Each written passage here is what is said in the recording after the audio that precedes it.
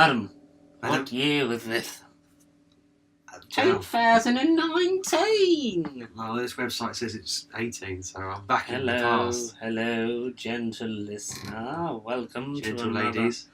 festive edition. Wait, no. Festive? Yes, ho, ho, ho. Easter eggs for It's you. another edition of Happy your Easter. favourite podcast on the interwebs. The door is open. Hang on a minute. Hang on. That wasn't the door. That was his back breaking. Oh. There, the door's now shut. The door is now... Doors closing. The door to darkness. Mind the gap between the train and the platform.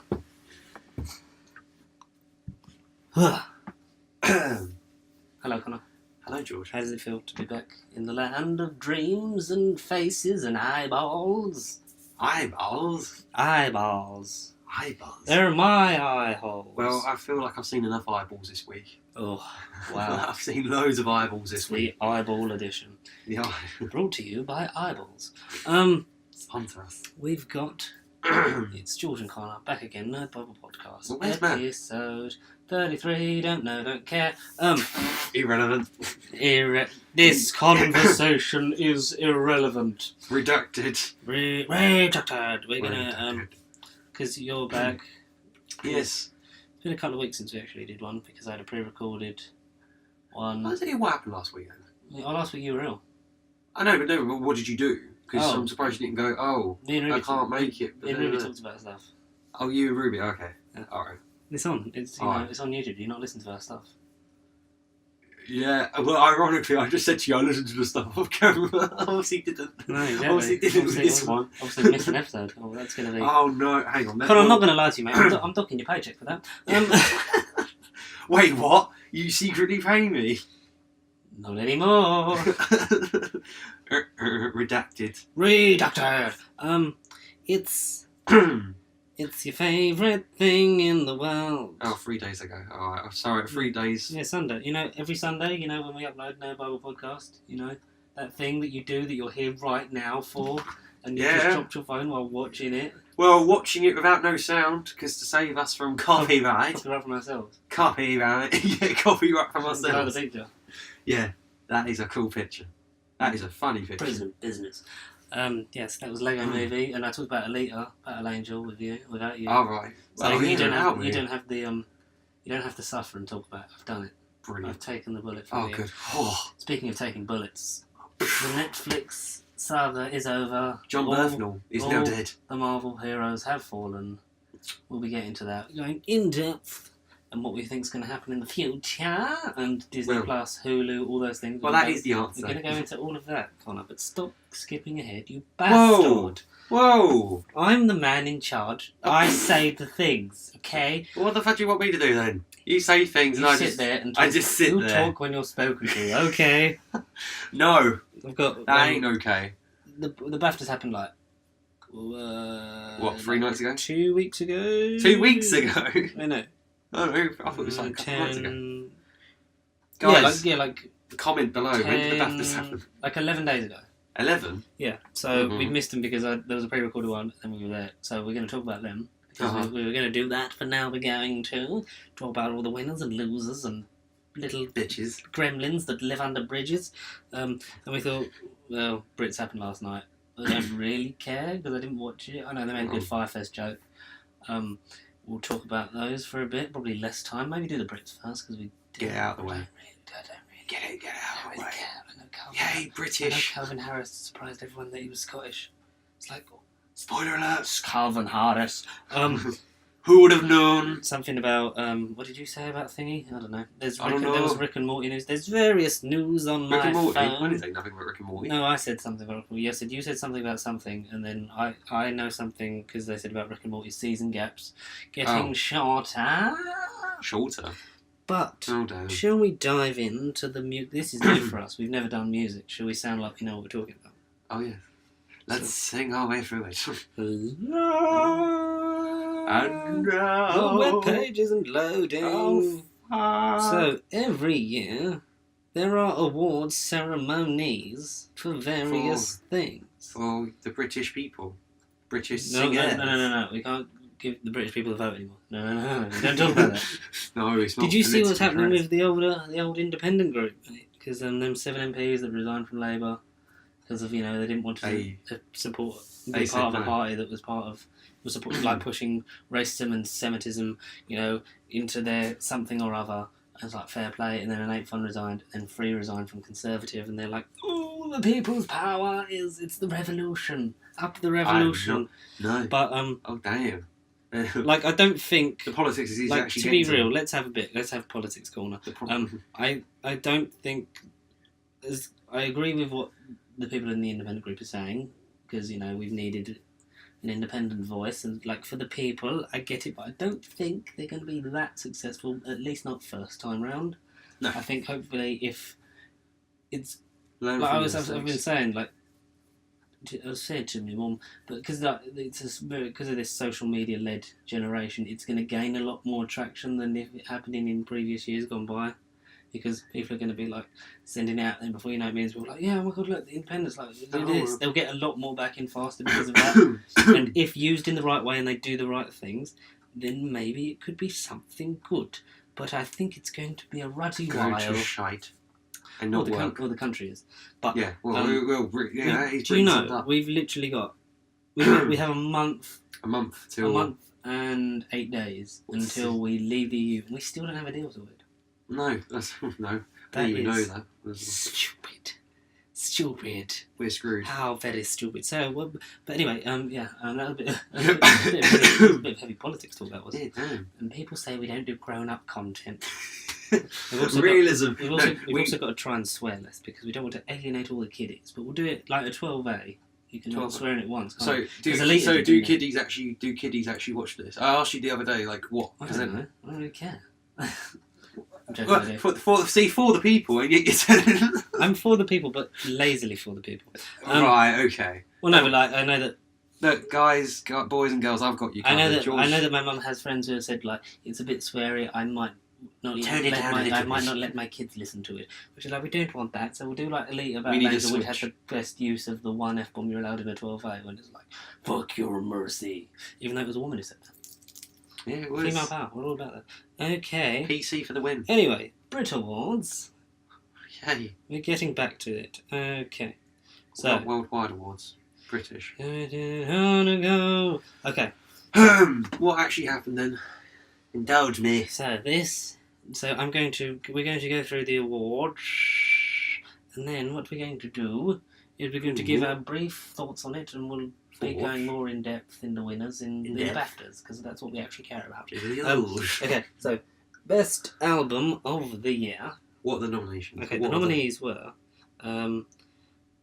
Anne-Marie, Speak Your Mind, Florence and the Machine, High as Hope, George Ezra, Staying at Tomorrow's, Georgia Smith, Lost and Found, and the 1975 A Brief Inquiry into Online Relationships. And that was the winner. Big old 1975. I've not heard of none of them albums. It was presented by Jared Leto. Wow. What? The Joker? Yeah, well, not anymore. They've cancelled the DCEU's Harley and Joker movie. The one that they were gonna produce in parallel with Joaquin Phoenix's Joker. When did they do that? Like 4 days ago. I didn't really. No one really cares. I didn't know. No, it's I didn't know. Oh, and the Suicide Squad reboot that James Gunn is directing. Oh, James Gunn. Is going to have Margot Robbie's Harley Quinn, but it's reboot. Yeah, it was going to be a sequel, but now it's a reboot. So I didn't know that either. So they're already rebooting. What the hell? DC. I get you're trying to fix the problem that. Your socks have reminded me of something. My socks! Holy socks! Brief George's holy socks! Holy sock feedback, man. For those of you not blessed with the gift of seeing us, which is all of you, unless you're in my room, you saucy little minxes. Matt, you here? Do you reckon he's editing that video? I'll get back to that. There's too many tangents. I'm so excited. I just don't want to talk about the Brits. Okay. So anyway, Connor is wearing Game of Thrones socks. So I thought this is a bit like an ad read. I thought I'd take this time to say this is the last normal edition of the podcast, because the next 7 editions. Are we going to do season overviews? Yeah, we're going to each Game of Thrones season, because then the last one for season 7 will come out the Sunday that it premieres. The Sunday that season 8 premieres. Oh. You see how good I am at that? Damn. I've organised. Yeah. So Damn. for those of you who been keep going on, where's the Game of Thrones stuff? Next week. Said no one. Next week, episode 34 will be season 1. Cool. All right. So I need to watch that more than anything. Yeah. Thought I'd give you a bit of peppy news because you're wearing Game of Thrones socks. Well, yeah. The world needed to know that, but yeah, Game of Thrones for the win. Whoop, whoop. And anyone who's been checking out social media, Instagram is now actually working, and we've been filming a video. Well, we've been secret project. Yeah, I've slept. It's a lot of fun. From how the recording went, like I'm really looking forward to seeing how the finished product comes out. Because we're going to be going into a bit of sketchy, and we're going to have continuity. That's why I've decided all the sketchy things. That's the most important thing. We're going to have continuity between that, and it sort of has continuity with the second one, which is going to be like a sketch / the welcome to the channel video. Oh right, yeah. So it's going to be like pinned on the page as like welcome to the channel, showing what we're about, but also in a sketchy way that links in with the continuity of Overslept. So I'm going to Stephen Moffat the hell out of this. It'll be Spider-Verse, except we'll be connected. Except not as good, because that was a beautiful thing, and I loved Spider-Verse. And the Blu-ray comes out 16th of March. Pre-order that shit. Yeah, I think it's fall again. Oh, God damn it! Pre-order that. God damn it! Pre-order that, sugar. Honey. Yeah, so you're cameraman, like you're the camera operator. Yes, I was. Did you enjoy your experience? Yeah, I thought. Yeah. Well, I mean, you guys didn't tell me the basic functions of a camera. I had to figure it out for myself. But hey ho, we're all learning. This is a learning curve for all of us. You learn by doing. I learned to edit the videos gradually over time. Now I am. But now we have to swap, so we all can get covered in all. It's going for a job. You're doing one trade with a job, and then you have to go and branch out. Between us, we make up a competent person who can work in this industry. Well, yeah. But so like I wrote the thing. I wrote it based off of what Matt had given me guidelines of like, this is what I want to do in this video, and I was like, cool, I've got a really good idea for how we can do that. It's probably going to be like a couple of minutes, if that, maybe 5 at a push. It's going to maybe end on a cliffhanger. Who knows? Who knows? Matt's going to get transported into space with Bradley Walsh and like not be able to. And then the theme tune. Yeah, that's too much. I want it to be a cold open though, like just cold open straight into it, and then because I know there's a video he wants to do that links into that explains the reasons why, but I think there should be a separate one because he's got stuff he wants to say. Actually, him being real life. All right. Oh well, okay. But yeah, it's going to be fun. They are awesome. We are already self-referential. I'm with you, it links into there are voices and things that will be clips from podcasts gone by, and it's meant to pick up directly after episode 13, which is Matt's, the 9 ones. When Matt watched Horns of Narwhal, and then he was never seen again mysteriously. And this video was it mysteriously? No, it is mysterious because then this video would explain why. So I'm excited for Overslept. I'm excited for where did it all go wrong as well. But yeah, when did it all go wrong? I don't know. But more content's coming, and faces will be seen. # face reveal. # faces. When the capture card situation gets sorted out, we're going to start with old Shadow of Mordor, stream that, and just shout at some elves. Mordor, yeah. Mordor and War, I have, yes. Anyway, yeah, the DCU thing, I'm slowly getting back. So I saw an article that was like... Joker and Quinn. Harley Quinn will be in James Gunn's Suicide Squad reboot. It's a reboot. Yeah. Damn. Damn. I think just kill off the DCU. Unless Shazam that comes out soon. Really excited for Shazam. And also, we're like 2 weeks out from Captain Marvel. 8th of March. Hey, I'm excited for that. Really excited for that. We're gonna look. 2 post-credit scenes, I can confirm. I've read that today. We're back to 2. 2 post-credit scenes. Remember Guardians 2 I made 5. Yeah. Mommy's alright, Daddy's out. That was so good. We miss you, James Gunn. # watch episode 3, really hard James Gunn. Save him. Yeah, so he's... and then they cancelled because they were meant to be doing the same sort of time that the Joker movie with Joaquin Phoenix that isn't connected... That's in the DCU, but not... Wait, is that been cancelled too? The No. Joaquin Phoenix one? That's coming out. still While they were doing that, they were going to let's do a Joker Harley one with Jared Leto and Margot Robbie, and then now they're like, no, that's gone, that's dead. We've shot it, we've dragged it out into the woods, it's gone. But goodbye. obviously, Harley Quinn, Margot Robbie will be in the Birds of Prey. Ah, okay. So it'd be nice to see her without that Joker because I think as a character, she's very. Harley Quinn is a very interesting character. Poorly portrayed in Suicide Squad because she Uh-huh. was just made out to be, you know, A sex joke, pest. yeah, sex pest Joker's girlfriend. Really, Yeah. that was all she was. But I think without that joke, without the Joker, or maybe you know, with Joaquin, who knows? If anything happens, they might retroactively make Joaquin Like the new DCU Joker, joke, yeah. which would be nice. But that's And enough. again, continuity. It would, yes. yeah. Yeah. So anyway, 1975 won British Album of the Year. All right. Thoughts? Just that. Just a slow clap. Achievement unlocked. Okay, British Single of the Year. Yeah. Well, Okay, it was. I'm not even. I don't even want to read the nominations because I don't really have many opinions On the Maybe I songs. might give some opinions that I like. yeah. Anne Marie 2002, a bit overrated. I don't think I've even listened to that song. I don't think. George Ezra, pretty good. Uh-huh. Job done, but it was won by Calvin Harris and Dua Lipa for One Kiss, which makes sense. One Kiss. It's been the catchy song. It's the one I'm I've heard surprised most. Jess Glynn hasn't won because they just play all of her songs all of the time. There is too much Jess Glynn. Nothing against you, Jess. Just maybe less songs. Just a few less songs. Just a few less. Just a pinch less. There's there's special achievement awards because that's in that one. So okay, Global Success Award was won by Ed Sheeran, obviously because he's everywhere and he who rules wouldn't? the world. Oh yeah, clearly. You know we're like Imagine Jed. 1 year away from his next album because he does an album every 3 years, doesn't he? Because like he Right, goes away. Yeah, because he's done what? Plus, times, divide. Yeah, plus multiply, divide, and then the And next then- one will be subtract. And by the rules of BODMAS, he still has brackets Brackets, and order. orders. And then Yeah. that's it. Yeah, brackets and orders. Yeah. See, Ed, we're coming on to you. Bracket, do the brackets for BODMAS. We know how you orders work. come after that. BODMAS, divide, then multiply. BODMAS, and then you add and subtract. Yeah, I know the song. I it'd can't remember the words. It'd be brackets and then orders. We can confirm those are the next Ed Sheeran albums. Coming after, to you after subtract. 2022 and 2025 retrospectively. No. 2023 and 2026. There you go. You were good. You were close. Yeah, close. No coconut, but there you go. Yeah. Yeah, because that came out. Plus came out 2011. Then it was 2014, and then it was. Do you remember 2017? Like New Year's Day, like on It Twitter, was- he just came back because like he does the thing where he literally just because which the is- thing is the yeah. year that he releases an album, he makes all of the money and then gets all the revenue for the next 3 years until his next album, where they just play his songs on the radio. Yeah, exactly. Does like the one big tour and like goes away, like he's off social media. Like he did that for the last one. I don't know. I think he's still sort of on it.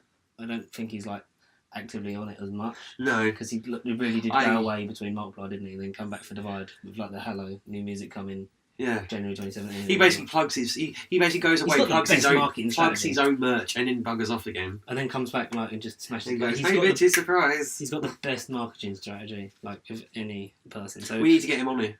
Ed Sheeran, We need to reach out to him. he's probably listening right now. He's probably Eddie you know, Sheeran or any lookalikes. Send a message to Yeah, Ed. Ed, get if on you're an with Ed Sheeran lookalike, it. Yeah, please. tell somebody cares. Yeah, so Ed Sheeran Global Success Award, which you know is mad considering that this is like 2 years after Divide come out, but he's still making all the money. British Producer of the Year, Calvin Harris, obviously one of the biggest ones around. He's like makes some great bloody music. But he's like Ed. You can't get enough of his music. His music he gets played a lot. I thought you meant like your mate Ed. He ain't ginger. Shout out to. But Ed, Shout to my Ed. But Ed, for real, like, can you stop messing about and writing stupid comments? Like, if you've not got anything constructive to say, don't say nothing at all. ruddy say it. Don't Raddy say Look, it. I know you're up for a laugh, but just don't mess up our analytics. Because there's just like, wait, gay, you got a lie, Jack? Just on loads of videos. So I literally have to go through and I'm just Is that like, meant to be like William Hartnell? Were you trying that to was Ed possessed by William Hartnell. Oh, right. See, that's a frightening image. I'm actually imagining, his face and Hartnell's was. No. Alright. Yeah. What would you do if you were me? Outstanding contribution to music. This is a little bit of opinion because, Brits. It was won by Pink. You know. Pink. Yeah, she's great. She's done a lot, but you think there's more deserving, maybe British people. I'm surprised. What did you say it was? What did she win? Outstanding contribution to music. So like Outstanding contribution to music. Yeah. But she hasn't done fuck all this year, hasn't she? She hasn't done anything this You're year. swearing again. Oh, damn. Well, sorry. I'm not Sorry. going to start beeping it out. But Look, we still have an opportunity. All right, but she hasn't done bloody anything, hasn't she? That's better. I like that. She hasn't. I like done... the accent on it. She hasn't done bloody anything this year. Apparently she has. Apparently she's done well. Well, maybe she did Karen Harris' single, maybe she did Ed Sheeran's music, but she don't get credited for it. Who knows? Like, I know she did, like, she sung on Greatest Showman. She was on that She album, did, yeah. Oh, mate, Hugh Jackman opening the show with This Is the Greatest Show. As much as that is an overrated song and an overrated movie, I just love Hugh Jackman, and that was a sick performance. Oh.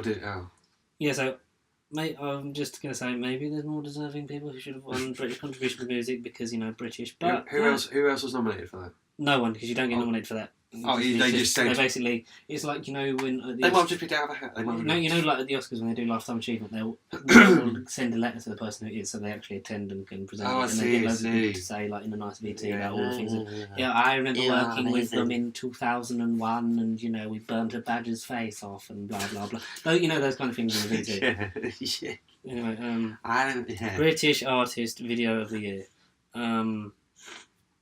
It was won by Little Mix and Woman Like Me. I don't know why. I haven't seen the video and I don't really care. No.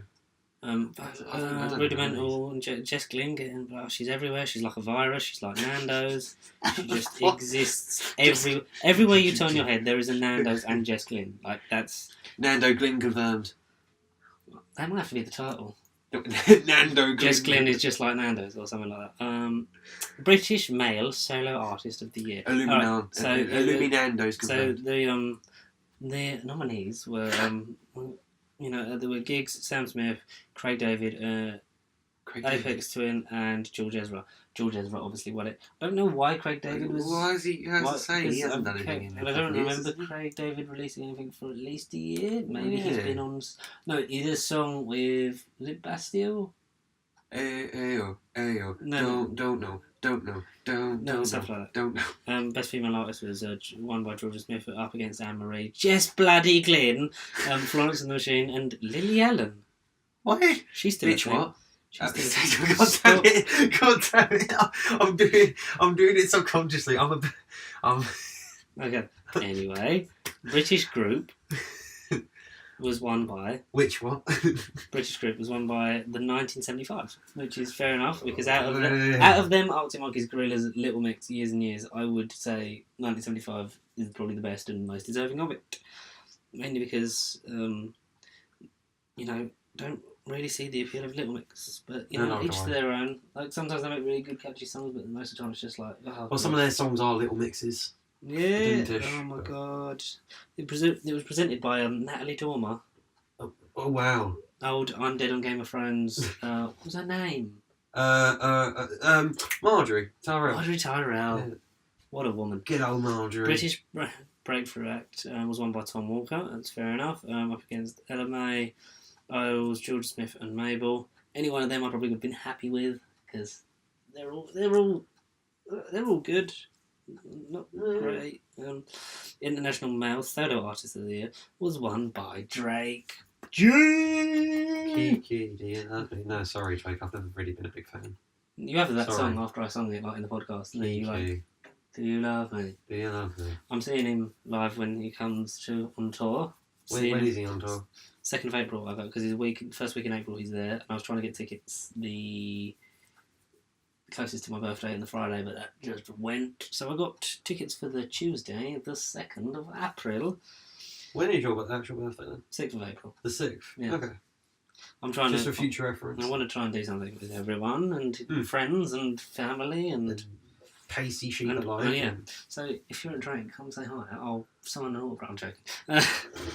I'll autograph your Drake ticket and make it worth money. International female solo artist was obviously Ariana Grande because works hard. She's a plague. She's a plague. She's everywhere. But she is justified because, all the stuff she did in Manchester, she didn't have to do. Yeah. International group, the Carters. Who? Exactly. 21 Pilots were nominated for it and didn't win it.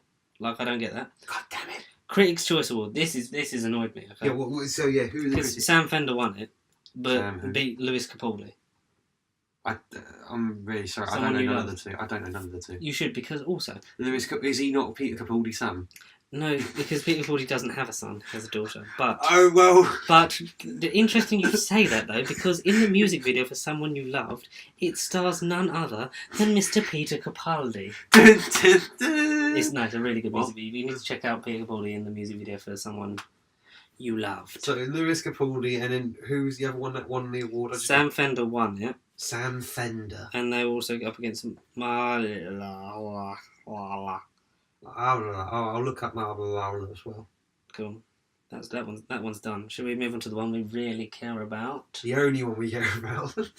No. You can sit up like you're interested now. He's woken up. He was asleep. Oh man, getting up from that casket was. The pit is open, and I am free. What the hell was that from? Satan Pit and Impossible Planet. And Oh god. Okay. But you know, like, that's Gabriel Wolf's voice. The same voice as Sutek. The Destroyer. Yes. You will kneel before the might of Sutek. Everywhere I walk, I leave dust. You kneel before the might of Sutek. If you can see George's face now, he gave me like the most cheekiest fucking. Because I'm playing Sutek. Stop swearing. No, just mute me from the video. No, make it out that you're talking to yourself. That will attract views. No, Just call George a local nutter. People know that anyway. Oh. So, should we move on to the thing we really care about, which was the 72nd annual British Academy Film Awards, or BAFTAs. Woo! Films. Would you prefer the film BAFTAs or the TV BAFTAs? Oh, I'd say films. Yeah, films I'm curious about. I mean, TV, all I watch is Doctor Who. In terms of actual TV, the Netflix stuff that isn't nominated for TV awards, aren't they? Oh, they started doing that. Yeah, they start this year. Yeah, what was it? Because Roma, which is a film that was on Netflix, had a lot of nominations, and because that was Alfonso Cuarón, that had a lot of nominations. But we're going to go through this in great detail about the 72nd annual British Academy Film Awards, hosted on the 10th of February 2019. 72nd. Yeah, oh, mate, that's wicked. I don't remember when the TV ones are. There's no point asking me. I couldn't tell you. Nope. To the Googlers. No, I can't be asked. Okay, so the I'll read the special ones at the end, just because they are special. Or should I read them first? No, because they're kind of the important ones. But then I don't really care. Just point us. Okay, so. Best film. I want to do it like in reverse. I'm going to do it in reverse. Do you know what? I'm going to scroll to the bottom of this and do it in reverse. Flip the script. Because what they've done is put all the big films, like the big winners, at the bloody top. So I'm going to go to the bottom. Okay, so we're going to start off with Best Short Film. Best Short Film? Yes. It was won by 73 Cows by Alex Lockwood, which they played a bit of it. It seemed very, very interesting. It was a weird, like, sort of half like hand-drawn animation style that was almost Beavis and Butt-Head-esque. Okay. It seemed very nice. I want to... Well, I'd check that out. Is it on anything? Or when they showed these off? Did they like sort of tell you when? I'll click on the link to the film. Did they sort of tell you where you can watch it? It's 15 minutes long. Oh no, the short film, 73 Cows. No, I'm thinking of an animated film. 73 Cows is a documentary short. I'm completely messing that up. I'm sorry. Oh, I am sorry, Alex Lockwood, who made that. There goes the interest. I am really sorry. I'm going to have to... False advertising.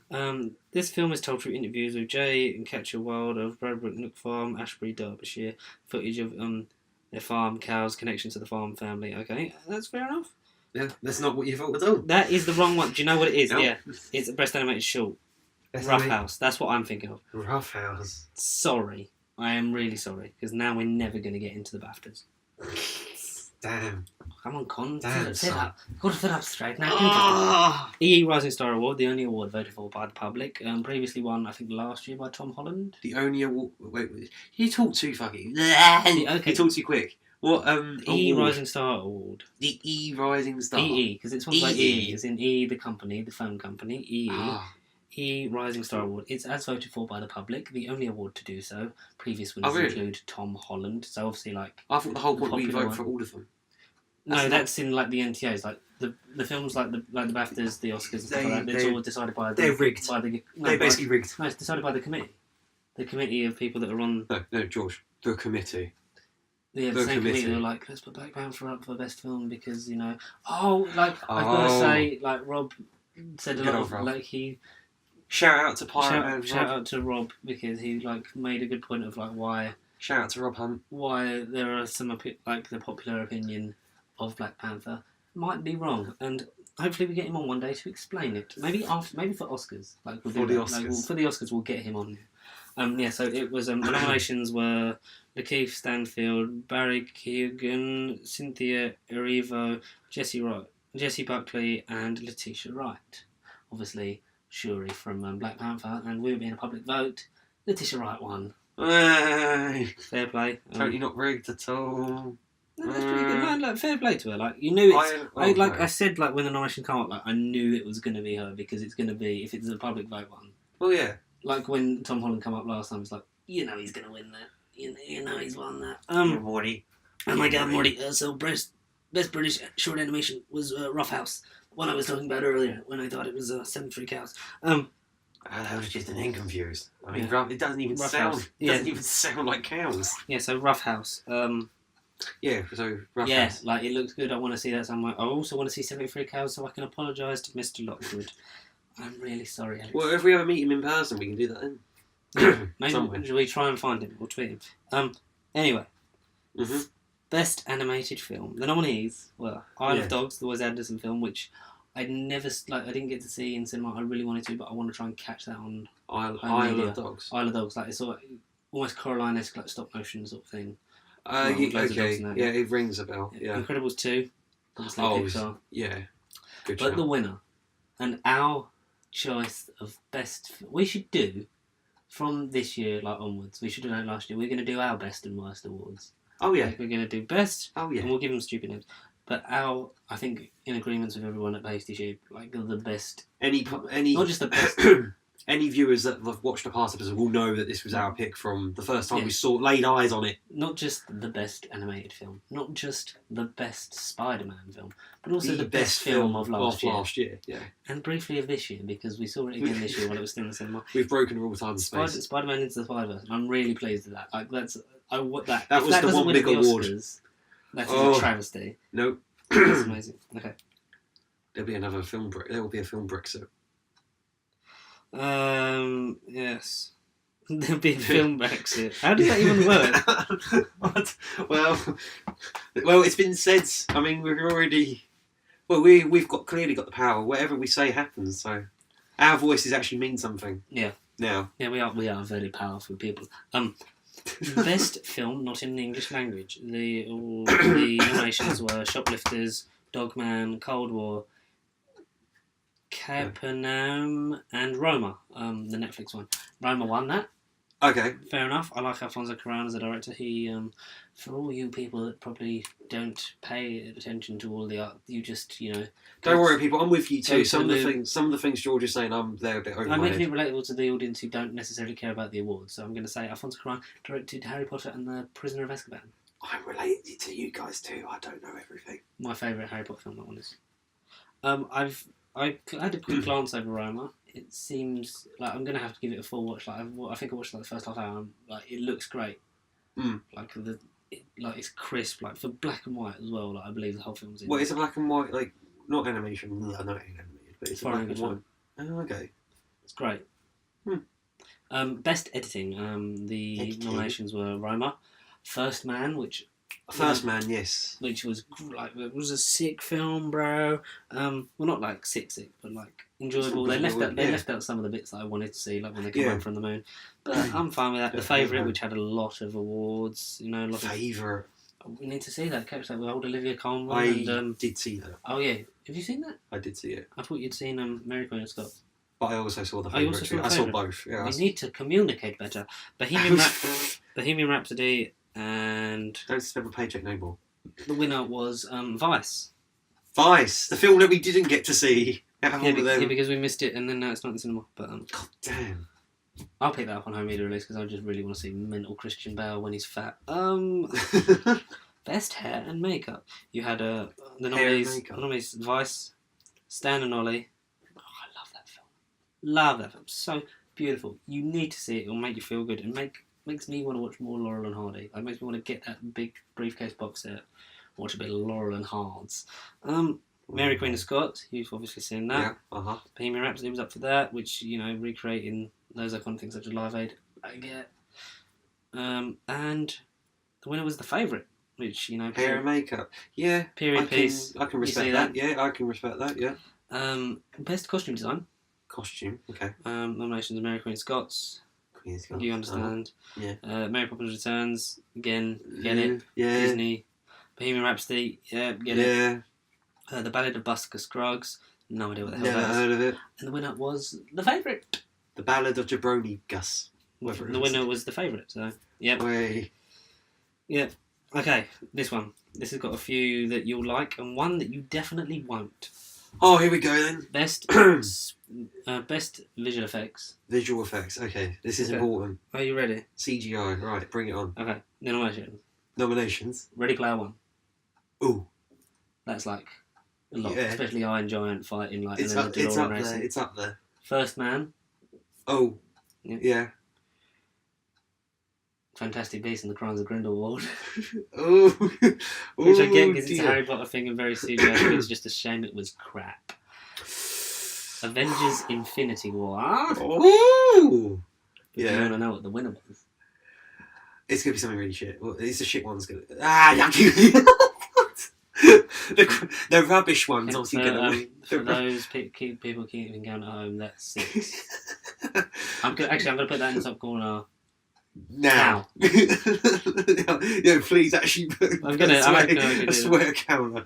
Oh. Okay. No, but obviously the rubbish one is going to win the award. I don't. What is it? Do you want to know the winner? I kind of don't now, but Black Panther. You forgot that came out the same year, didn't you? It's weird. It's also weird that we get in 2 weeks we get Captain Marvel, and then 6 weeks later we get Infinity War. Avengers Endgame, Yeah. and then 3 months after that, then you get Spider-Man. Then we're Yeah. done for the year. There's nothing else coming out. There isn't. There's No. no other MCU movie until I'm going to assume 22 because they haven't announced. No, they haven't. You got. I feel like they'll wait after Endgame, when the dust has settled, we know the fate of everyone. They'll be like, Yeah. oh, and this is the slate. Yeah. Doctor Strange We'll have- 2, Electric Boogaloo. We'll have Men-X, but I mean that won't matter because that's been made redundant. I mean, we had lots of conversations at your birthday gathering with Gathering. about various comic book theories, and Speculations. I really want to get Luke on when he was talking about the Punisher series. Luke Cage. Shout out to The guy Luke. No, I don't know. Whatever his name I was was. just trying to get a cheap plug. Oh yeah, okay. Sorry. Best production design. The nominations. Well, Roma, understandable. Mary Poppins Returns, again, I get the Disney film. You got to have the kids one. a woman in a dress with an umbrella, understandable, I guess. The magic bath thing, all that crap. Crap doesn't count. Oh no, because it's your podcast, it's your No, rules. crap doesn't count as a swear word. Well, crap. Can you stop? Crap. Connor, please stop. We actually don't. Can we actually not alienate our audiences, please? First Man, yeah, recreating the Apollo mission. Your favourite film of all time, Fantastic Beasts and the Crimes of Grindelwald. Yes. And the winner was The Favourite. Okay. It's understandable, isn't it? Yeah, no, I guess. Okay, best sound. Sound. Alright. So this is not music, this is No. score and stuff like that. A Star is Born. Uh-huh. Wait, hang on, so you said it's not music, yet it's score? No, is it music? Not as in singing original songs. Yeah, not original songs. Like audio. Yeah, the background music and the audio mix and stuff like I that. see. Right, okay. So A Star is Born. Star is Born, yeah. This one I think should have won because it was so ruddy good and so ruddy clever. A Quiet Place, because obviously the whole thing's silent, isn't it? Yes. Yeah. Mission Impossible Fallout. I wouldn't go that far, but I no. wouldn't say it had a great mix. No. I would say it had a mix. Yeah, there was sound in it. It wasn't the mix, but it was a mix. It had sound in it. Oh. First Man, but the winner was Bohemian Rhapsody. For best sound. Yep. Okay. Okay. Okay. Yeah, I guess. Best original music. Right. Original music. Mary Poppins Returns. Isle of Dogs. What was that film? I can't remember. That's the you Wes mentioned- Anderson animation. You mentioned that. Yeah. Okay. If Beagle Street Could Talk, No no idea what that is. Nope. One of my favourite films, Black Klansman. Have you seen that yet? No, but I know it. I do know it. Yes. I believe that's on. I believe it's on 4K Blu-ray and that now. That is your kind of thing. It's wicked. It's about a black cop who has to infiltrate the KKK, but he has to have someone else play it. Basically act as him and then speak through him. I think I wanted to see that. Yeah. And Adam Driver is the guy that does it, and it's great. Like, I love that film. That is the few nominations it got. I was just like, come on, willing it on. But probably not a surprise. Best original music. It's not Bohemian Rhapsody, but it is A Star Is Born. No, the songs in that were decent. I can understand that one. Yeah. Best documentary. Songs in that were decent. Documentaries. I haven't watched too many documentaries from last year or this year, whatever. Nominations. Best documentaries. The nominations are 3 Identical Strangers, which was meant to be like, I saw bits of that. It's like 3 triplets that were separated above and put into different families as a case study, like how they would all like if growing up in different social and thing, like different backgrounds, like in different ways, like, and how that would affect them growing up and how different they would all turn out. But then they all ended up meeting by chance, like by one of them going to the same university that another one did, like literally just by chance. They Shall Not Grow Old by Peter Jackson was involved in that one. RBG, McQueen. But the winner was a free solo. There was there was a rock climber in it. I don't know none of them documentaries. But should we go for outstanding British film? Yes, please. Okay. You Were Never Really Here. I Was Never Really Here. No. But also that was up for it as well. I was going to say, hang on. Yeah, the film You Were Never Really Here. Stan and Ollie. Yes, Stan and bloody Ollie. yes. McQueen. Bohemian Rhapsody. Beast. But the winner was The Favourite. Okay. Why did that win so much? I mean, it was, that's going to get a lot of Oscar buzz, and I wouldn't be surprised if Olivia Colman won Best Actress at the Oscars. I wouldn't be surprised. Outstanding debut by a British writer, director, or producer. The winner was George White for... I'm just joking. It was the nominations were Richard Billingham for Ray and Liz, Leanne Wellham for Billy, Chris Kelly for A Cambodian Spring, Daniel Kukot, Tej Law for Apotasy. Sorry if I butchered every single word I just said. I think you kind of have. But the winner was Michael Pearce and Lauren Dark for Beast. Well done. Fair enough. Oh, I forgot with the Leanne Wellman, Sophie Holm was also up for that as well. Sorry, so best cinematography. Cinematography. Nominations were First Man. Again. The Favourite. Believe it or not. So it didn't win. Cold War. Bohemian Rhapsody. And the winner. Stop making that noise, please. Come on, building suspense, man. There's like building suspense, and then there sounded like a car engine that's like. You got a badger stuck in your exhaust pipe, love. The winner was Roma.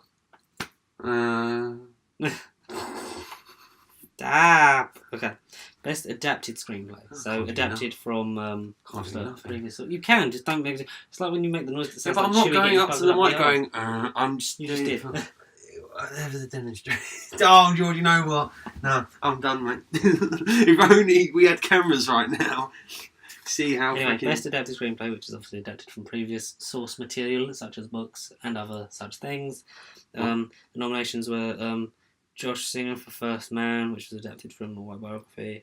Barry Jenkins for If Beagle Street Could Talk, which he obviously got high and saw a talking dog. Can You Ever Forgive Me, which is that Richard E. Grant one and Melissa McCarthy, where they fake letters about famous people, I think. I don't know none of these films. I know I'm just basing it off of adverts we've seen in Cineworld. Adverts? Bradley Cooper, Will Fetters and Eric Roth for A Star Is Born, obviously adapting because it's another remake of a previous film. But the winner was Spike Lee, David Rabinowitz, Charlie Wattshaw and Kevin Wilmot for Black Klansman, which is adapted from the book. So that's That's I'm something. really happy for that it won that. So best original screenplay, which is original, you might say, not adapted from any previous material. Adam McKay for Vice. I'm not even going to attempt your names because I'm probably going to mess them up. But alright, fuck it. Janus, that was not a bad. I saw one. Janus Glauci, George's podcast. and Powell Palitzui. I apologised. It's fine. I didn't mean to. Cold War. I'm sorry. Brian Hayes Curry, Peter Farley, and Nick Valonega for Green Book. Alfonso Cuarón for Roma, but the winner was Deborah Davis and Tony McNamara for The Favourite. Once again, not rigged at all. Not rigged at all. Oh, stop bloody man. Okay, so It's in the name. you like this one, ready? Will I? Best supporting actress. Mm. Emma Stone for The Emma Favourite. Oh, again. Margot Robbie for Mary Queen of Scots. Uh-huh. Claire Foy for First Man. Uh-huh. Amy Adams for Vice. Uh-huh. But the winner was Rachel Weisz for The Favourite. You know what? I'm done. He dropped his phone, he was that shocked. I was really happy with this one. So, best supporting actor. I'm starting to rage quit. Sam Rockwell for Vice, who played, obviously, President Bush. Richard E. Grant for Can You Ever Forgive Me? His I only can't. real animation, only real nomination, not animation. Adam Driver for Black Klansman. Oh, again, yeah. Timothy Chalamet for A Beautiful Boy. But the winner, I was really happy with this, Mashallah Ali for Green Book. Cottonmouth. Something different. Cottonmouth, yeah. Luke Cage. It's actually something different. There's been fan art of having a mock-up of him as Blade, like in the MCU. Yeah, I've seen that. Yeah. I was thinking, like, I would it work? But then Cottonmouth dies in season 1, so Yeah. it wouldn't exist in the same No. place anyway. Exactly. So it can Mashallah happen. Ali for Blade. It could happen. Who knows? Best Leading Actress. The nominations: Melissa McCarthy, Can You Ever Forgive Me? Lady Gaga for A Star Is Born. Viola Davis for Widows for some reason, even though that film was crap. Glenn Close for The Wife. But the winner was Olivia Colman for The Favourite. No surprises there. I reckon she's going to win the Oscar. Don't you? Stop making that noise. The favourite, yeah. You can tell it's my favourite. Totally not biased at all. Best Leading Actor. Viggo Not the favourite actor, huh? Well, there weren't really any men in The Favourite, were there? It was like the 3 leading ladies. Viggo He wasn't completely sexist. No, I'm not saying it was, but Yeah. there wasn't really any significant male portrayal, which was, No. Oh, no, I'll give you that. It was some wannabe Malfoy impersonator Joffrey guy, but I didn't know him. Viggo Mortensen for Green Book. Bradley Cooper for A Star Is Born. Steve Coogan for Stan and Ollie. Christian Bale for Vice. Ooh. But the winner was Freddie Mercury himself, Rami Malek for Bohemian Rhapsody, which I can out get of all that. the things that could have won, Yeah, no, I can get into that. Yeah. right. I like I Rami. need to. I like I like Rami. Rami Malek. Have you seen Mr. Robot? Yeah, He's amazing. Yeah, in that, he isn't is. He My is. God. But as many people, like, if you don't know him, he's Akman Ra from Night at the Museum film. Yes, he is. Yeah. Fourth I forgot King that. of the Fourth King. I forgot. Look, Bohemian Rhapsody. It's got a lot of stick. It's got a lot of crap. The main thing that I take, like, it's an enjoyable film because of the music. Because who doesn't love a bit of Queen? Rami Malek's performance as Freddie Mercury is On point. great. It's not like bloody hell. It's like him being in the room. Well, I wouldn't know because I've never met Freddie Mercury, and unfortunately, never got to. He is one of the highlights of it. Like, not just like the musical, like the big musical numbers of like getting you sort of like pumped up and happy. Like, he is really good in it, and that interaction between the bandmates is really good. The problems I have with that film are the story being like, I get you're gonna change certain events for film to make it flow as a plot narrative, but having certain things like Freddie getting diagnosed with AIDS before Live Aid, and that being the only reason he did Live Aid, I see. like stuff like that, that's just a bit factually incorrect. It annoys me. It doesn't like make me furious. It just annoys me because Brian May and Roger Taylor, 2 members of Queen, were exec producing this, and they were there, and they still didn't get it right. Go on, what you playing? Like, why would you? Come on, guys. Like, I get purposely changing some bits because sometimes it's got to fit the narrative. Because sometimes it's a bit boring. You don't want to like include all the, and then they went to the shop and bought a sandwich. Those kind of things you have to streamline films, don't you? Yeah. Like, especially when it's based of off real course. events. The films would never end otherwise. Oh yeah, exactly. Yeah, they just carry on. But that kind of stuff is like you're there at least make it as factually accurate as possible, like stuff like that, and certain things kind of. But apart from that, and also, Bryan Singer, the director, famously not turning up to set, not finishing the film, having really bad like relationships with team members, the crew, and the cast, and obviously the fact that all the sexual assault allegations, but he still gets work. And then Dexter Fletcher comes in, albeit yes because of the guidelines, he hasn't filmed that much, so he was like finishing filming and then editing process, so it looks like his film, but it's Bryan's footage, so unfortunately Bryan still gets a director credit. I see. The only good thing is BAFTA withdrew Bryan's nomination for Best Director, so there is at least some, repercussions, and he has to at least, he has that to answer to. Like that is the start, hopefully, of people like him not getting all the praise in Hollywood when you do stupid things. Yes, you do. Yes, I do. That's what I wanted to say. But let's move on. Best Director. Nominations were Paweł Pawlicki for Cold War, Spike Lee for Black Klansman, Yorgos Lanthimos for The Favourite, Bradley Cooper for A Star Is Born, but the winner was Alfonso Cuarón for Roma. Best film. The big one. Of all. Yeah, this basically is of everything. Just the best film. Just summed up. Nominees: A Star Is Born, Green Book, Okay. The Favourite, Not my favourite after this. Black Klansman, Okay. but the winner, Was. Roma by Alfonso Cuarón. Okay. So a lot of wins for Roma there. Outstanding British contribution to cinema was won by Elizabeth Carlson and Stephen Woolley for the number 9 films. I see. The BAFTA Fellowship, which is basically like the overall outstanding achievement, blah blah blah, was won by Thelma Schoonmaker for all the editing, because she is basically Martin Scorsese's editor for a number of years. Started working together at college, so she won that. So that's the big wins and losses. I see. So that's our 2 award shows done. Well, I've got to watch Roma then. Yeah, It's Netflix. That's Netflix. That is, yeah. That's a Netflix Orange. Okay. And then get Black Klansman. Get your hands on the Black Klansman, because that is amazing. Amazing. Yes. Zing, zing, zing. Talking of Netflix, And chilling. Or no, maybe not chilling. But... we sadly lost another 2.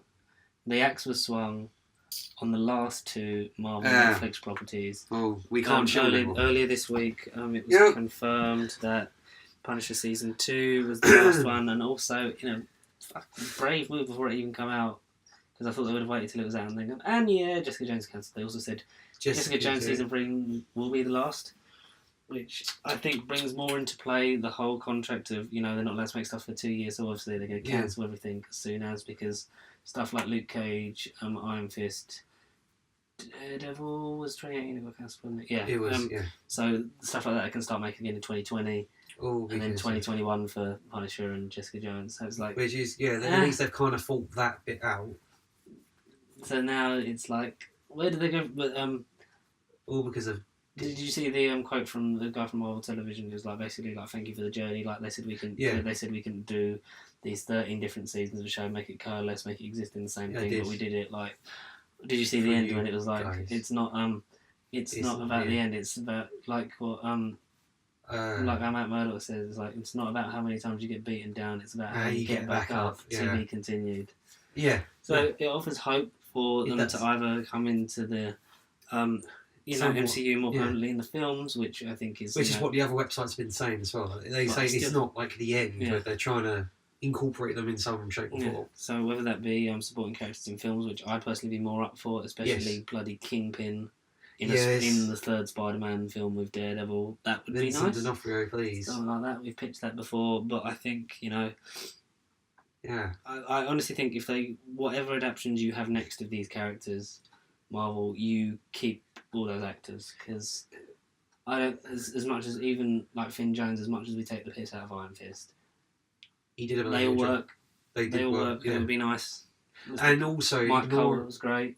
Ignoring these actors as well. Say for whatever reason these actors can't live on, but the characters in general through the Netflix series have gained a lot more buzz and popularity. Oh yeah, it's sort of it brought new light to like with Guardians did for that set of characters and comics that they have equally done for the Defenders, for Luke Cage, for Jessica Jones. For they're Iron not just Fist, geeky. They're not just geeky characters now. No. I mean, even a lot they of are casual, more mainstream. Like Daredevil deserves to be in an Avengers movie. In your face. Yeah. Like, I think Mike Coulter, Finn Jones, especially Charlie Cox, because obviously he's played it the longest, so he's got the most in this. Yeah.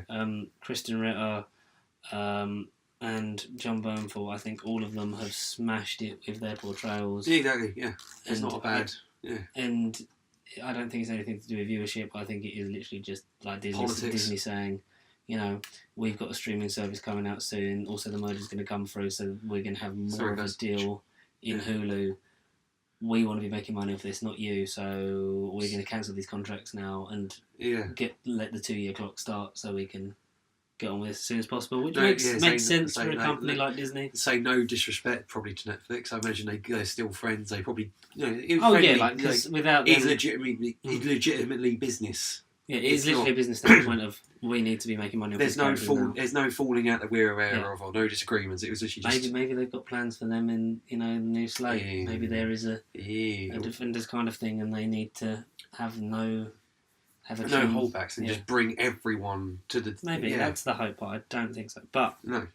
Look, optimism, Jaws. That's it is optimism. Like that's what I want, but I know realistically it's not going to happen. I think if hopefully these stories continue, because like when you look at the whole plan for, the only one that was really planned beyond was season 4 of Daredevil, when it was going to be Bullseye having been resurrected. Well, it was you said it was 6 seasons that were pitched, weren't you? There were 6 seasons that were planned. Yeah. So hopefully they come to fruition somewhere else, especially season 4, which was all planned out and mapped out and ready to go. Having the Bullseye actually be Bullseye after how he was left at the end of season 3. Because I understand, Would have loved to have seen that. Have you watched Daredevil season 3 yet? You need to hurry up and catch up. What are you watching at the moment? What are you it's more like what I've been playing. It's more like what I've been playing. Fair enough. You'll get back round to it one day. No, I really will. No, hopefully they'll get round to one day finishing the stories off, because they've obviously been public about, there's petitions. Like, I think it was Charlie Cox did an interview with Daredevil. That like there was like the petition, and it's like he's not going to say no to it. Like, it's nice, but he thinks that it possibly is him being done with this character, and that's a shame because there's places he wanted to go.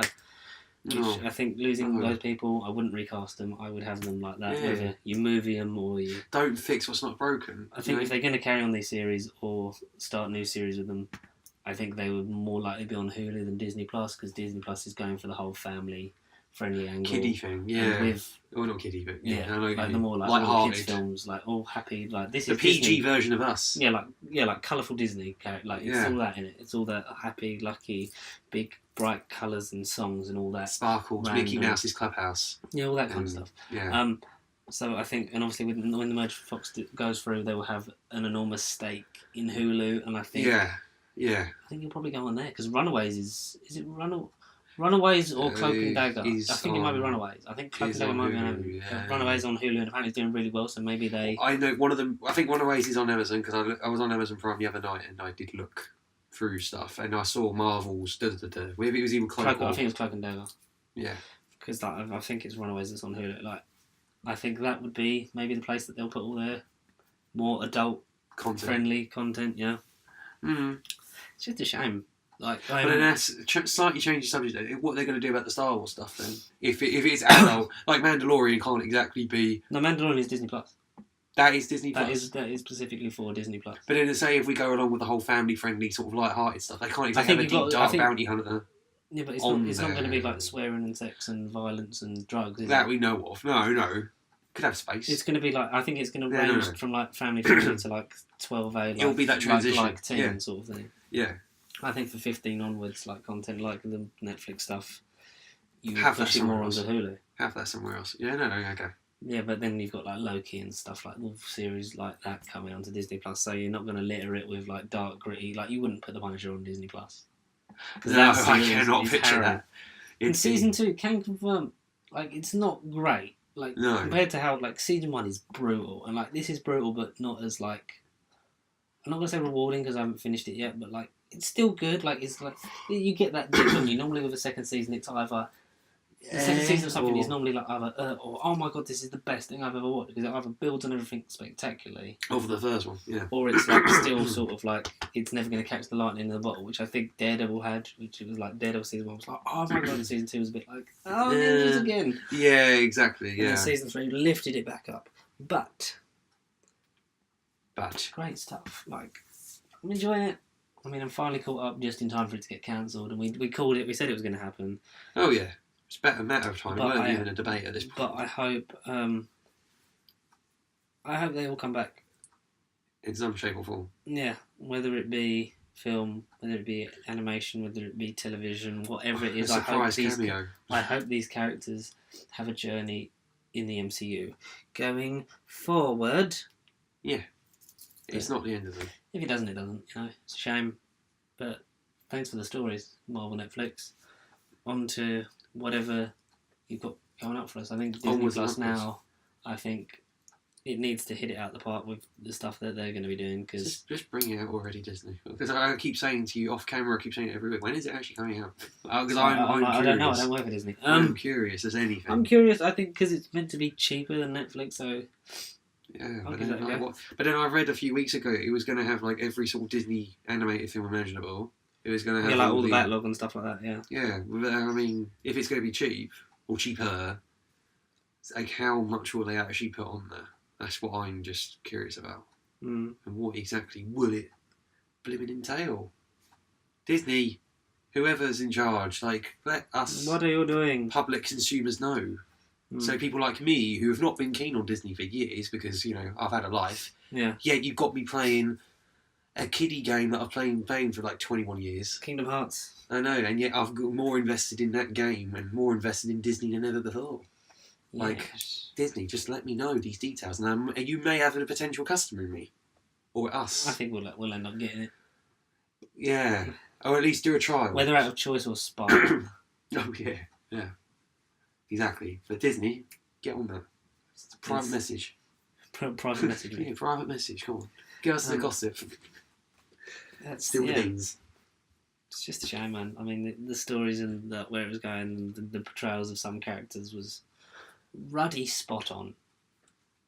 But you know, no Vincent, more. But Vincent D'Onofrio in a Spider-Man film. That's what I want.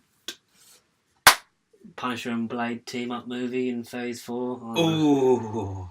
John, that'll be more- John Berthel and See, realistically- Mahershala Ali. I'd see that. Well, that would be in phase Earth B phase 4, and then the first one, Punisher and Blade, will be like phase 9 if it keeps on going. Phase 9. Oh. For those Blade. keeping count of Connor's exaggerations, How is it He's on exaggeration? it's when you go like we'll be on. Well, Blade we'll won't be exact- on Blade won't be in the next 64K. film. Well, Blade won't be in the next film. He won't be in the next phase. He'll be one of these. He'll just Yeah, turn no, up. maybe they are. He'll just. You don't know. Look, just He'll because just we're getting a turn new up. microphone doesn't mean you need to punch the old one. Ush. This microphone has been very good to us over the years.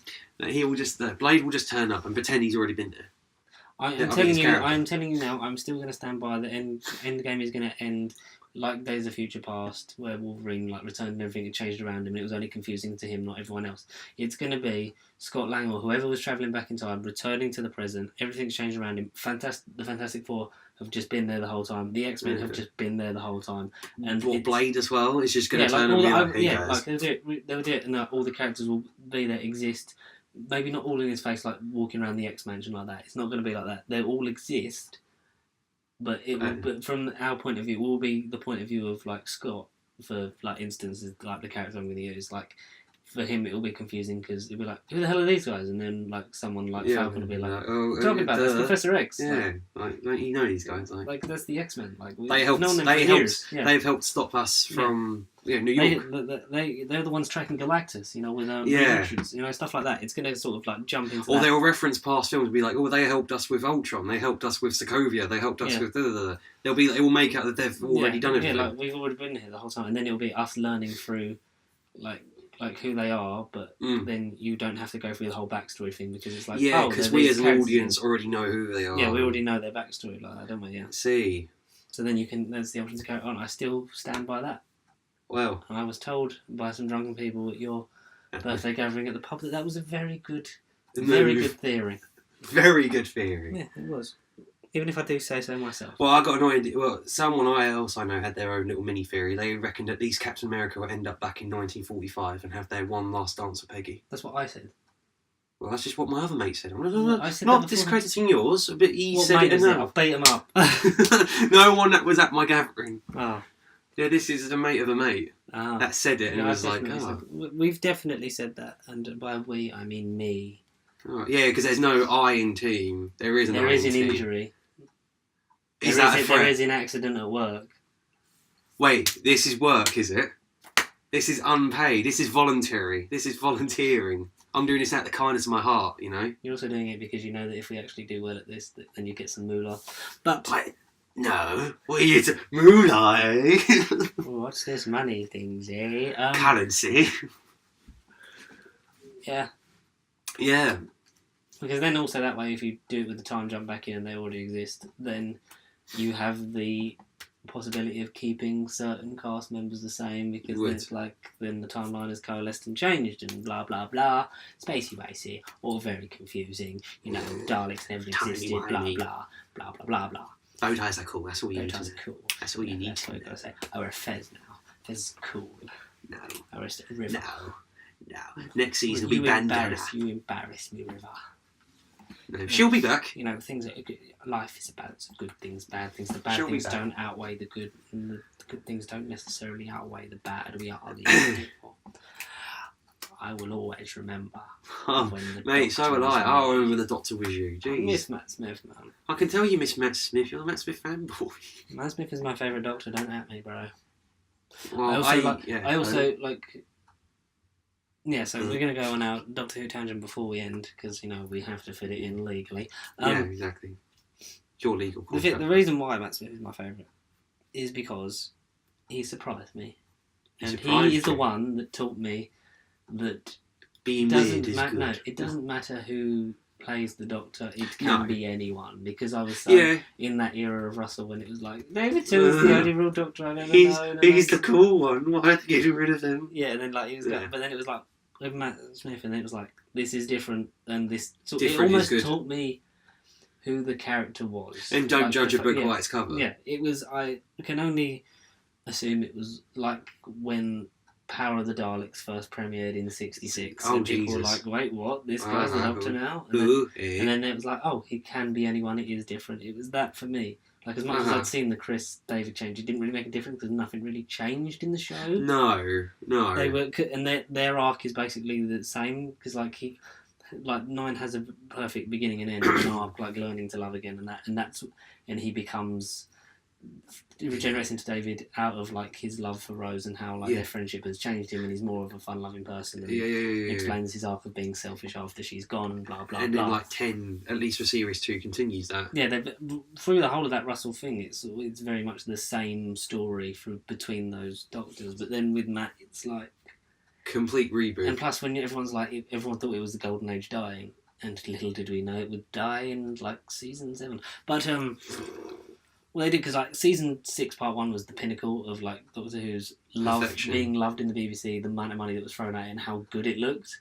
Then after that, it was like the stories aren't really matching up. We're not throwing money at it anymore. Bye. It was a bit like that until the 50th. They were like, throw all the money at it. But make it rain, make it rain. He showed me things, not in a weird Operation Yewtree way. That he was basically like so different. It was like, oh. Yeah, I don't need to worry about when the Doctor changes because I'm gonna love them regardless. Yeah. Oh. And then with Peter, it was the first time that I was there. Like I saw him. You were there live. I saw him as the actor, not as the Doctor. As the actor, not the Doctor. Yeah. Because it was like, oh, that's the Doctor. But then like with Matt, it sort of started like, oh, that's the guy who plays the Doctor. Blah blah blah. And like, but then with Peter, it was like, oh, he's such a good actor. I can't wait to see what he does with the Doctor. And for that era, it was a lot of me going, like, Peter's such a good actor, he doesn't deserve these poor quality stories. And that was when I was like... That was when you got more critical. That was when I'm like, oh, like, I'm growing up. Like, Yeah, I'm not like, oh, that's I've just... hit Like, if I people. saw him, it wouldn't be like, oh, just that's the Doctor. It's like, oh, that's Peter Capaldi who's done so and so and so and so, and I really enjoyed him as the Doctor, even though no one wrote a good bloody script for I him. started watching the thick of it as well. I love the thick of it so much. How far is that? I'm only on like the third or fourth.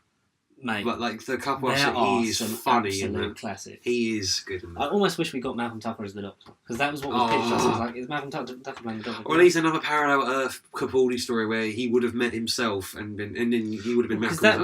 that was originally the thing by Russell, wasn't it? Because like there's two, because there was two Peter Capaldis in the Doctor Universe. There was the Peter Capaldi that played Caecilius in Pompeii, Fires of Pompeii series 4 episode 2, and then in Children of Earth he played John Frobisher.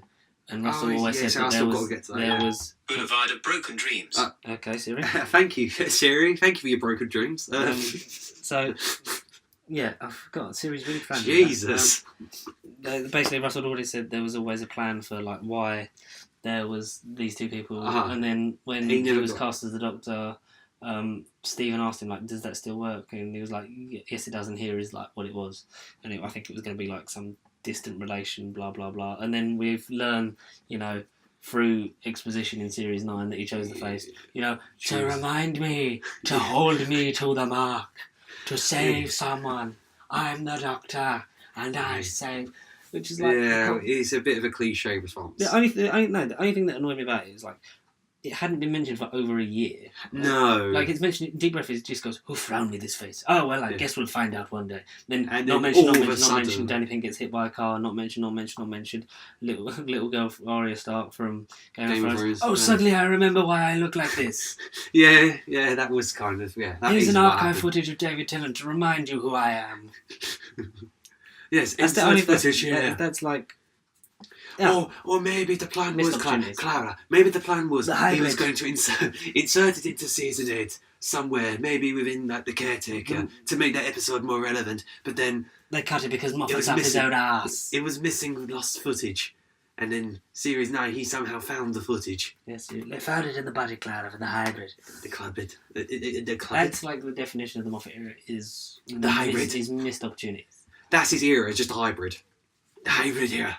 Not the Moffat era, it's the hybrid. No, like there's so many missed opportunities. Like Series 7 was a real miss. It like as much as everyone's like Series 6 is when it went downhill. Yes, the quality of the stories after Series 6 Part 1 is when it starts to get a bit rocky. Series 7 is the most mixed bag of a series ever because there's bizarre choices. When it's high, it hits the highs. When it's low, it crashes into the ground. Worse than Titanic. It sunk. That's a bit deep. That's a bit deep. R.I.P. And he didn't really give a satisfying conclusion to it. It was sort of like it's like the throwaway line in Time of the Doctor when he goes, "So that's who blew up my TARDIS." Oh well, I thought I left the bath running. It was like, wait, we've waited like 4 years, and that's what. And that's happened. the response. That's the response.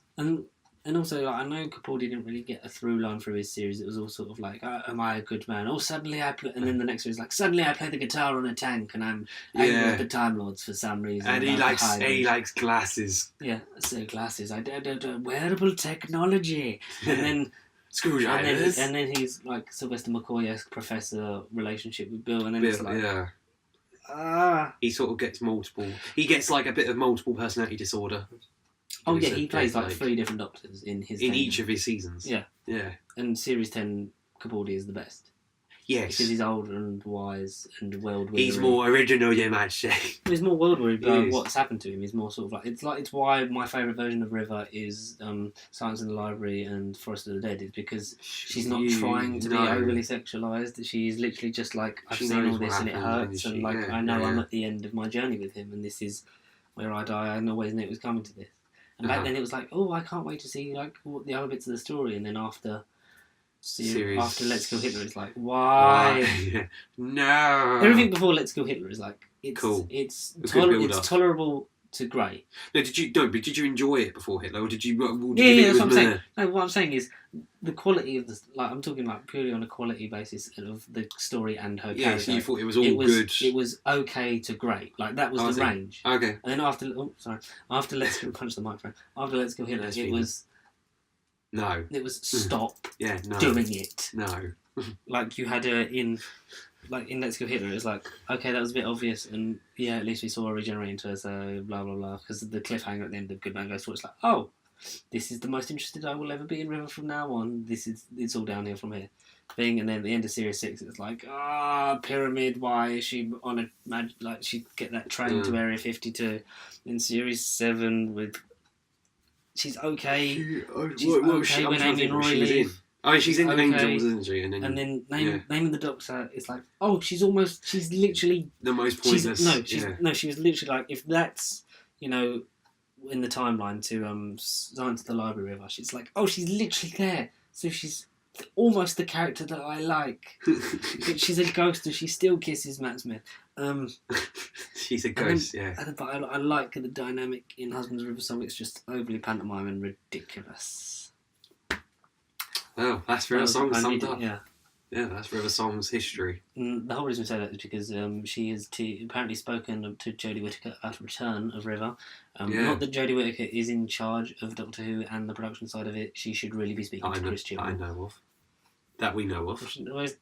It might be an exclusive deal in her contract. I can only imagine the conversation was like, her going, I'd really like to play opposite your Doctor, and Jodie just going, yeah, I don't write the scripts. Like, I'm not in charge. I just turn up and read the lines. Yeah, sorry, love. Like, maybe you should speak to Chris. No. Sorry. Trying to do a Jodie accent. Yeah, sorry. This is going to be fun, isn't it? Yeah. But yeah, alas. Tortured 6 is out. Gods Among Us 2. 2? Is it Gods or Aliens? Because Series 5 is vice versa. I think it's Gods Among Us Part 2 or something like that. Not that I've bought none of them. Have you finished Tortured yet? Or No, because I was going to watch it tonight. I'm probably going to do it when I get in. Because I've done Sontaran, the last Sontaran. Which is Series 2, first one where exactly, yeah. I think I remember the Sontaran one, but I don't remember Maria going in it. I know she does leave because I remember seeing Rani. Everything has to end sometime, and nothing ever gets started. I think the next one is the clown one with Bradley Walsh as I am Abba the Clown. It is so good. It's literally like Discount Children Pennywise, but Bradley Walsh is amazingly chilling. I'll watch that. A lot of good stuff to come. And to round off this Doctor Who tangent, season 18 got delayed. Again? No, not again. Like, this is the original. Oh, good. I was okay. Good, from the original release date. Good. I was going to say not again. It all started when I think it might have been a Friday or a Saturday. I think you were out. I was with your friends, and like I was literally scrolling through Twitter, and saw. I don't remember the name of the Twitter account. It's really going to annoy me, so I'm going to have to find that later. And actually give him some credit because he normally comes out with various. Is he a reliable source? Yeah, I don't know why. I don't know what he does. But he just knows. He has words on the street. He came out with a source that, like, apparently through one of the podcasts, they think that the Steelbook re-releases on Blu-ray of from the Russell era onwards have stopped because after the Series 3 blunder with the artwork having the wrong master on it. So you're not getting Series 4? Apparently not. That's apparently. But that's the only season left to not get a steelbook. That would annoy the. Oh no! Like I want all of them. I would like all of them to have a steelbook. Yeah, because Series 5. I'm just going to have to buy the Series 4 Blu-ray. Yeah, you would. Yeah, but to say Series 5 had steelbook originally. 6 had steelbook. 7. They all had like special edition ones, didn't they? Yeah, but Series 4 was like the only one because they knew it was crap. Yeah, actually, I forgot that. Series 9 I need to find. That would annoy me. If I was like you getting the steelbook and then Series 4 didn't, I'd be like, Rrr. But then I get it because like there was a lot, but they sold really well, and I think it was a lot of the hoo-ha of because the negative thing because they put the wrong. It was the master. End of Time master. But then it still sold really well, so you should be releasing it. Exactly, business. Or maybe it's a thing because the collection, so a lot of money and production time is going into remastering that. Yeah, so anyway, I scroll through. Sorry, mate, I don't remember your name, but he basically said... leave the mate's name in the description in the future. Basically, it was something along the line of, like, word on the street is season 18's just got delayed. Yeah. And sure enough, in my emails from Amazon... Lo and behold... we're sorry to... the thing that we've got so far with every still... Well, I have got with everyone because I ordered Series 12, which you have now. I have. I was like Season 12 for Whittaker, but hang on, I've not been to 2020 yet. But you get the thing of like, sorry, this has been delayed. It's now delayed until, I want to say 16th of March? I thought 18th. Something like that. It's a 10th. Or 11th. Or 8th? I don't know. Doctor Who. It's early March, not late March. Doctor Who. It's essentially been delayed by a month. Which is unfortunate. Which we were joking about, like, we're getting closer. It's still not had the delayed email yet. We literally were joking about that. We kind of jinxed that. We did. Which is kind of ridiculous because this is being the third box that you think they'd have their stuff together and. Yeah. I get it for the first one because they didn't order, they didn't make enough and they sort of panicked and had to, make sure it got out, so they delayed it. Season 19 maybe, still teething trouble, but by the third box set. You'd think, yeah, exactly. Are you kidding me? I cannot find it. But yeah, we got that. But also, as you pointed out, it's been delayed, but we still have no confirmation of what one's next. No. Which by now, thanks, guys. by the time of the original release date, we've normally been told at least something. a week before. Yeah, something. We have the announcement video of this is a really funny sketch video of revealing what season is next on the remaster. Like the Galactic Tours for season 18, the Tegan's flight for season 19. That was funny. Stuff like that. That was funny, actually. So we're going to... Should we make a prediction? I'm going to guess it's... The next one will be... Okay. My heart says season 21, just for the Twin Dilemma. kind of... Yeah. But but it wasn't season 26. There was apparently there was an article speaking about the ones that they were going to do. Well, it was either shortly before season 12 come out or just after season 12 come out, and saying that the plans were for season 12, season 19, season 18. Was it season 10 as well? Season 10 and season 26. Now, considering 12, 19 and 19 and 18 have all come out, it's safe to assume believable. It's believable that season 10 and season 26... 26, I get, the last classic season is a bit weird, I think.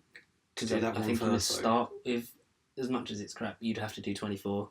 Just so it's this is the first Doctor's. But then also 26 is... It's literally the classic show transitioning into New Who.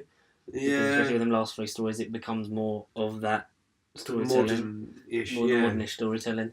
Season 10, I get, it's an anniversary year, and it's not a Peter season. It is a pretty good season. It is. Three Doctors, kind of... It's not my favourite. Yeah, it's... Favourite Pertwee is 8. Hands down. And if you think... No. 8's a great season, but then tiny bit of me got not sick, a little bit of seeing the master in everyone. Back to back. I think if they sort of spaced it out a bit more, sort of did it every couple of stories, then fine. Because he was literally... But then it sort of gives him an that overarching thing one, for that one. And then obviously afterwards, he's not in it. Because he's in 5 releases straight. He's in 1, 2, 3, 4, 5. He's in all season. Then he sort of appears once or twice, and then he passes away. Then he appears in 9. It's like... It does feel a bit anticlimactic. To get him so much at the beginning, you get a little bit of a middle with him, and then the abrupt end, which wasn't the end. Yeah. I don't know. If they spaced it out, I don't know. I love seeing that. Yeah. So I think it would be safe to assume that 10, if the article is to be believed, 10 or 26. But then which one first? I don't know. I would say right now, they've chosen well, because they chose the first Tom, the most popular Doctor. The last Tom's coming out, so you've got the beginning and the end, and the transition into season 19, which is a pretty good season for them. I would say, logistically, the easiest choice would be 7, because, it's the beginning of Pertwee. Because you'd have to, and you wouldn't want to just jump in the middle, unless it's an anniversary one, because then it's self-referential whilst looking to the future, so maybe that works. And they don't want to do another Peter.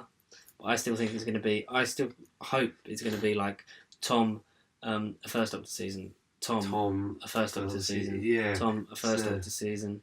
Tom, another season 20. Yeah, another season of another Doctor, because maybe save 1 to 6 for... Yeah, later on. Save it for last. Okay, so... Or how about one of us says one and the other one just kind of has to say the other one? So... Alright, yeah, okay, so out of 10 and 26, I will say... Go on, you go first. You out of those two. Out of the two that are predicted, what one would you say? What would I want to bring up, or what would I just realistically think would come out? What do you think's coming out? I'd say 10. Well, I'll go for 26. We'll see if either of us are right. But now let's do personal. Yeah. Well, out of the two, or just out of all of them? Yeah. And what you would like, and so you have to, what you really want to come out, but also logistically could. Yeah. So I think. I think it might. Boom, boom. I think it might be 22, just to try and get 22. some more love for Colin. Yeah. Or It is only because of Twin Dilemma though. That's the awkward bugger in the room. yeah, because that's that'll be in the 21 box. So that's Yeah, he's the awkward bit of meat. so. I think it would. I think it may either be an anniversary year, maybe season 20. Because of Five Doctors. Five Doctors will include that because that's a pretty strong season. Yeah. Season 20 because it's like it's nice self-referential nodding that they just carry on. Part of me really wants it 21 because of Androzani. But I think it will have to be a first season of a Doctor. I think it makes sense for it to be Colin, and then for later on, a couple down the line, maybe they do another Tom, and then they do Sylvester, because Spearhead from Space exists in Blu-ray. Yeah. So I'm gonna go. My guess is season 22. What is yours? You swine flu man. The wine. Stay away from Tom. Stay away from McCoy. Like I say, he would be after a few later on, I think. Unless the you kind of want to. You don't want to like putting out all the good ones and then have all the crap ones come out, do you? Yeah. But then because, like I say, they've got a good ones now, you can't... Oh no, when did they start the crap ones? That's the point. When did they start? 18. Yeah. Yeah. Unless this is the part where I buy season 18 and go, ooh, and then I watch every story and I'm like, oh my god, it's the best season ever. Well, people said the benefit about Doctor Who is as it ages, like even if it's rubbish, it just becomes loved because it's either campy, silly, it's and you can't and it's cringy, or you're like, oh my god, I can't believe how actually amazing this storytelling is for the time. Yeah. So all Doctor Who ends up being good in the end, whether on purpose or just because it's a bit crap in it. So season, if I just had to play a number, I would say any Doctor, any season that I would want to be brought out next. What would logistically would it be? Looking at Pertwee's face, none of his stories stick out to me much. I mean, a bit of a crap season actually. So I want that season out, but I don't see it next. It's a Tom season. I'd say season 13, just to get that era done, the Hinchcliffe era. Because I mean, if you get them two back to back, then that would be a good bit to have. Oh yeah, season 12, 13, and 14 would be like the golden era. That is like the golden era. Well, it's Liz and Tom, isn't it? That's. Oh, I'd say okay. Logistically, I'd say then season 21. 21. I'd say 21. I mean, you'd have to go through Warriors of the Deep again, but if anything goes down. Well, I haven't seen that. I've not seen Deep yet. We both have got a bit of Colin in our thoughts. I like season 22. I really like Attack of the Cybermen. I do. Would you include? Sorry to interrupt you. Season 22 is when it switched to 2:45 minutes. Would you have them as the? Because I know they've got various omnibus editions and that, where it just is all as one. Would you have it as the 45 the minutes? original, the way it was intended broadcast, the 2:45, or would you have it split down to the 4? Because the 4 edits are bad. Well, like you say, I thought on the DVDs anyway, like you've got the choice on some of them. Mm. Would you include the choice as a special feature, but have the original play be as both versions to be complete? Yeah, have the broadcast version as the play, but then have a thing like you can. Or is that only the special edition? Because I know with Resurrection, I know it isn't a Colin story. I know with Resurrection, the special edition of that, you can choose whether it's the 45-minute 2-part or the 4 parts. I don't know. Maybe the Colin ones didn't have that option. So what, they were broadcasting 45 minutes originally, so maybe I think they were just 45 minutes originally. Yeah, for those ones, because that's when they did it as a 2-parters. So. But then if you say they're bad, I mean, I've not seen them chopped to 4 parts. I think one of them is what is it? What Varos? Revelation of the Daleks. I think the part 1 for that is when the statue falls on Colin. Like that's the cliffhanger for that bit of a 4-parter. Yeah, I've seen that. Maybe you have got the choice then. I don't know. Well, maybe we've already got the choice. I'll say have both, just to have the complete, if one person might be like, oh, I prefer this part, and then the other one will be, oh, I just want the original. Yeah, give them the options, but have original broadcasters. Then. Yeah, have both, just for Wow. completist reasons. Hmm. But what do I prefer? No clue. No clue. Well, that's fair enough. And we've come to the end. That was a good one. An hour and 30. Yeah. Thank you, everyone, for joining us once again. Once again, 33. not for the last time. We're a third of the way to 100. 50. What subscribers? 55, 56? 55. Come on, let's push up to 60. 55. Come on, guys. Yes. We've got, obviously, you follow us on social media at Pasty Sheep on Twitter, Facebook. Instagram is now relevant. Twitch, soon. Snapchat, maybe. MSN, definitely not. No. BBM. Yeah. BBM me, bro. Here's my pin. Yeah.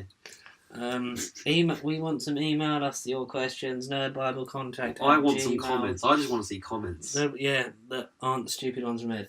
Nerdbiblecontact at gmail.com. Get them in. We want to read stuff out. We've got big stuff coming. We're going to have guests. We're going to have things. We're going to have videos where you see faces. There's going to be parodies. There's going to be sketches. More things are coming. I can't wait for you to see them. But next week, Game of Thrones Season 1, Connor. Right, okay. And you, audience. No pressure. So, let's just say, the reviews are coming. I was going to say winter's coming, even though there's nowhere near bloody winter. Winter is coming. Winter is here. The North remembers. Ice from ice. Iron from ice. Iron from ice. Ice from ice. The North Grove will never be lost. Well, it kind of has, because, Telltale have gone and bit the dust, haven't they? And with that, another podcast bites the dust. Thank you for joining us. Sayonara. Goodbye. Bye. You know nothing, Jon Snow.